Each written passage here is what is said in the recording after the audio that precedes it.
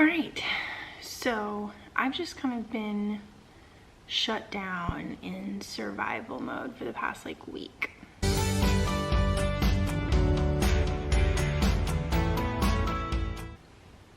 And here's a little bit of Nemo action. Say hi, Nemo. Say hi. No, no. I must run. I must run. God, I'm just like, I'm so tired. My brain fog is so bad. I just feel so spacey. So like this vlog is gonna be an absolute mess. But I just wanna get something out there because I've just been like not doing well and it's really hard to verbalize. So I'm gonna try to like kind of process it and then verbalize it in this medium. God, I'm such a mess today. But you know, my shoulder issues have been happening now for like a month, but I did see sports medicine last Thursday and they basically said that I have a shoulder impingement.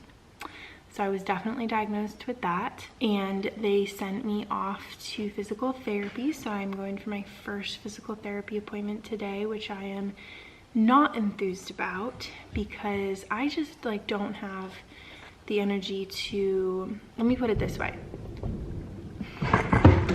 The poor kittens. Oh my gosh, it is storming out and the kittens have not really heard thunder before, and so the kittens are kind of freaking out right now. When I wake up in the morning and I get dressed, that exhausts me for the whole day. So to go into physical therapy and have them be like, here are a bunch of exercises you need to do to strengthen your shoulder, I don't have the capacity for that. I just don't. So I'm really not looking forward to this at all. They thought I also had a tear in like the muscle that is in, this is like the ball and joint of your shoulder, like this part right here. I don't remember what it's called, but that muscle they thought I might have a tear in. So they said if you go to PT for like 2 months, you're gonna come back, you can have an appointment, and if you don't get better, then we're gonna have to do an MRI on that, and then we would go from there. It did feel validating, I will say, to basically get a diagnosis, because this has been my bad shoulder for years, and I haven't had this specific thing happen before where I didn't injure it, I didn't overuse it, I've been doing nothing to it, and it just got crazy painful, you know, but it's been my bad shoulder and they've never been able to figure out what's wrong with it. And so it's very exciting that they were able to be like, we know what it is, it's called a shoulder impingement. So to finally have a diagnosis, maybe PT will actually help, because it's not just, this is generally my bad shoulder and we don't know what's wrong with it, but we're going to strengthen it. So fingers crossed, that's my hope, but I have no idea how PT is going to work, doing exercises are going to work, because I just don't have the capacity to do anything. And that's what sucked, is like when you're already in so much pain and discomfort and you have all of these symptoms like I do, then when you add one more thing to it, it shuts me down, because I don't have the capacity to deal with anything anymore. And so I've had to really focus on like the shoulder and trying to pain manage there. But you know, I was on ibuprofen for about a week, and I think I figured out that so many of my stomach issues from last year were actually just from the ibuprofen. One, they were from, I think, a magnesium overdose, because I was taking like more than 500 magnesium milligrams a day, because my magnesium was tested and it was almost high, and I've been on magnesium for like 2 months. And then 2, I was on ibuprofen for my monthly pain cycles, and then also my jaw pain before my wisdom tooth surgery for a lot of last year. And just going back on the ibuprofen for 1 week effed up my whole digestive system again. It did help the pain though. It really took down the inflammation, I think, and I was not in as much pain because I think it helped with the inflammation. So catch-22 for everything, right? But that really sucks, and that's been pretty stressful and taken a lot of my focus. Is just my body shuts down when it has yet one more thing, and I was already at capacity. That shuts my body down. So I have been like not responding to anyone's messages, not having any capacity to do basically anything, and I'm just in survival mode trying to get through this like added pain. There's also been other factors that I'm not going to get into now because it's not just my story. It overlaps with some other people's stories, and I don't know if they feel comfortable with me sharing yet, but kind of my caregiving situation is changing a lot. And there's just been a lot of factors that, you know, I've had to advocate for myself a lot, and I've had to I've just kind of over the years naturally made accommodations for myself that I don't even realize now that I do, because that's just how it's evolved, because I've had to.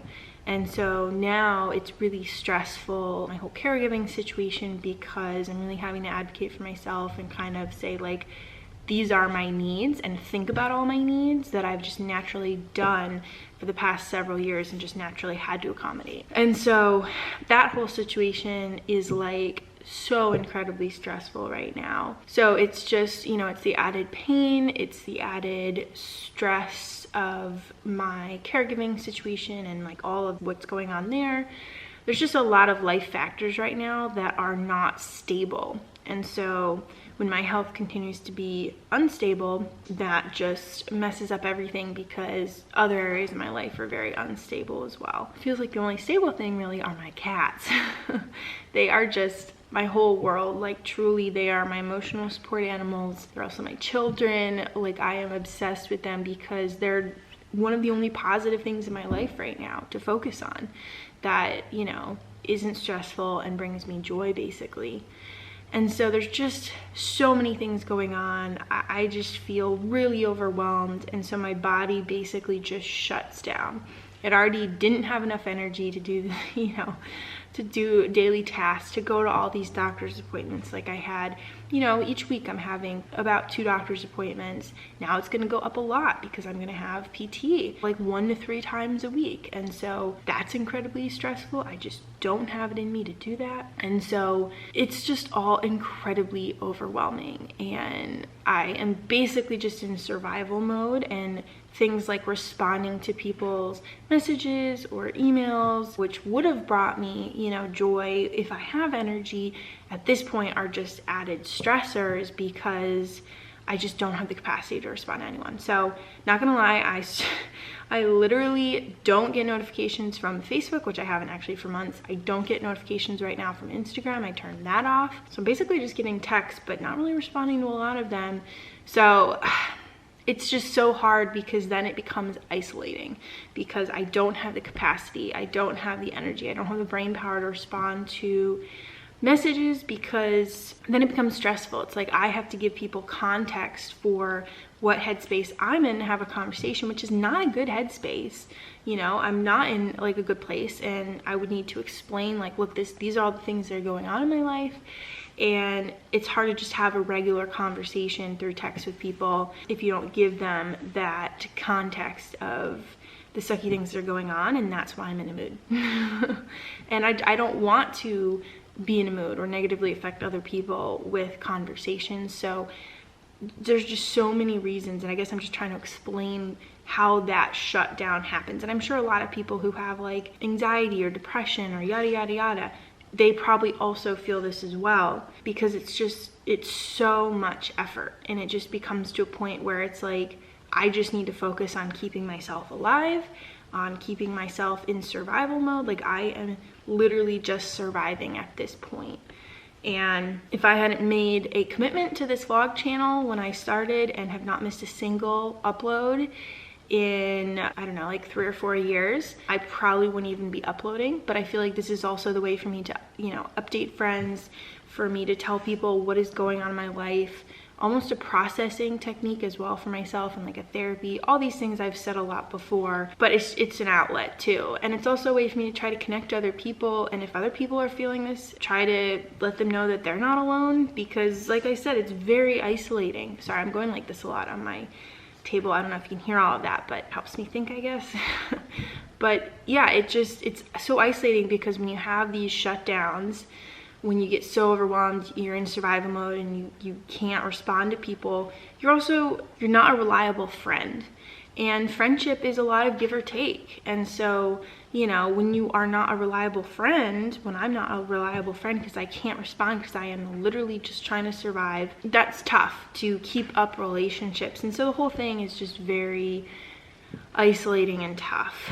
And so that's kind of the update, is I am very much in survival mode. I'm very much overwhelmed. I'm very much shut down, and I'm just trying to survive kind of day to day the really stressful changes that are happening in my life right now. I'm hoping at some point I can kind of get into them, but again, it's not just me, and so it's not just me opening up about my story. There are other people involved, and so I would need to run it by all of them. But it's a lot right now, and so that's where I'm at. Yeah, definitely the cats are helping a lot.